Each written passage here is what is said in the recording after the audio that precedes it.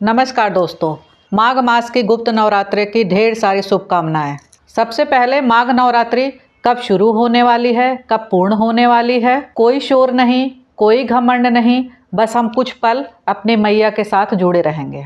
गुप्त रूप में अपनी माँ को मनाएंगे और अपनी मनोकामना माँ से पूर्ण कराएंगे।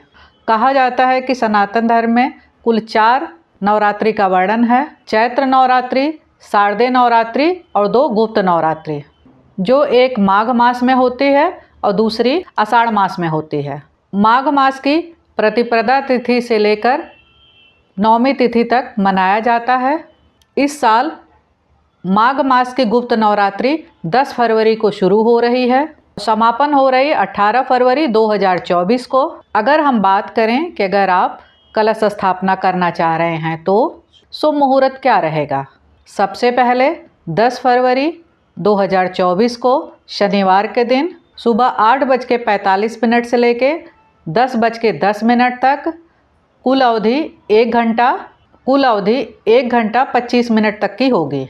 कई लोगों का प्रश्न है कि गुप्त नवरात्रि में क्या कलश स्थापना करना जरूरी है। वैसे तो हम पूरे 9 दिन पूजा आराधना करते हैं, ऐसे में कलश स्थापना करना श्रेष्ठ माना जाता है। अगर आप किसी कारणवश कलश स्थापना नहीं कर सकते हैं तो भी आप माता की पूजा कर सकते हैं। अलग दिन माता की अलग अलग स्वरूपों की पूजा कर सकते हैं, जैसे उन 2 साधारण नवरात्रों में करते हैं वैसी ही सेम विधि इधर भी है। इसमें व्रत रखना जरूरी होता है, बातों को समझिए। गुप्त नवरात्रों में मंत्रों की ज़्यादा से ज़्यादा जाप करना चाहिए। ये समय सिद्धियों की प्राप्ति का होता है। आप जिस चीज़ की कामना करते हैं उस हिसाब से उन मंत्रों का ज़्यादा से ज़्यादा आप जाप करें। अब आप व्रत करके पूजा करना चाहते हैं या बिना व्रत के पूजा और मंत्रों का जाप करना चाहते हैं। यह समय गुप्त रूप से आराधना और साधना का होता है। अगर आप व्रत नहीं करना चाहते हैं तो सात्विक भोजन करें बिना लहसुन प्याज के। इस पूजा में आप जो भी मंत्र कर रहे हैं, जो भी पूजा कर रहे हैं, वो आपको किसी को नहीं बताना चाहिए, गुप्त रखना चाहिए। कई लोगों का सवाल आया था कि अगर हम घर में कर रहे हैं तो घर वालों को तो पता होना चाहिए। तो हम ये नहीं कह रहे हैं कि घर वालों को पता नहीं होना चाहिए, पर आप कौन से मंत्र का जाप कर रहे हैं ये आप घर वालों को मत बताइए। अपने पूजा की चर्चा हर समय हर किसी से नहीं करनी चाहिए। अगर कोई मंत्र सिद्ध करना चाहता है तो रात्रि में घर के सारे काम करने के बाद आप मंत्रों का जाप ज़्यादा से ज़्यादा कर सकते हैं।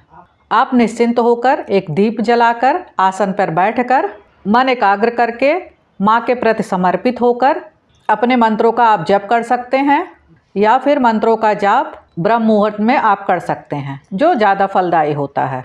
पूजा और मंत्रों का जाप करने से माँ हमारे सारे संकटों को हर लेती है। अगर आप सबको गुप्त नवरात्रों की विधि और दुर्गा सप्तशती में कौन सा पाठ पढ़ना चाहिए और पूजा कैसे करना चाहिए, इन सब बातों की जानकारी अगर आप चाहते हैं तो आप मेरे चैनल पे जाके देख सकते हैं। आप सबको गुप्त नवरात्रि की ढेर सारी बधाई। आप सबको अगर मेरा चैनल पसंद आया हो तो लाइक शेयर सब्सक्राइब ज़रूर करें। जय माता दी।